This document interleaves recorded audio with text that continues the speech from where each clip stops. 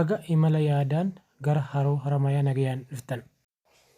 Haroon Haramayaa waggaa dheeraan dura sababa hin beekamneen badullee waggoottan muraasaan asitti garuu haaluma argaa jirru kanaan bakka bashannanaa, madda turizimii, wabii nyaataa, qotee bultoota keenyaaf immoo oomishaalee garaagaraa akka isaan oomishatan gochaa waan jiruuf baay'ee gammannee jirra.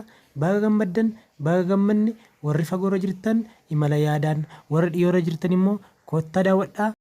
Maarree kana qofaadhaaree as dhufnaan qurxummii yookaan halluuna akka fedha keessanitti ajajachaa feetanis jimaa hawadaayii itti hidhachaa barbaannanis kan galamsoo dabalachaa markaba yaabbattanii yuunivarsiitii Haroo Haramayaa gara bahaatti daawwachaa akkas gara dhiyaatti shir jettanii immoo magaalaa Haroo Haramayaa ilaalaa gara kaabaaf kibbaatti ooyiruu qotee bulaa kan jimaan misoome akkasumallee fuduraaf kuduraan kan baay'ee nama hawwatu daawwachaa fo'aa shambaa jettanii gara mana keessanitti galtu waan ta'eef raafuun admaleedha.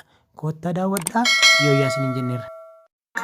Bishaan Haramayaa madamaa hin burkine maaliif narraa gogaa nuti sooma abdanne harkaan teetu nu soora yooni jaansi miilanne harkaan teetu nu soora yooni jaansi miilanne.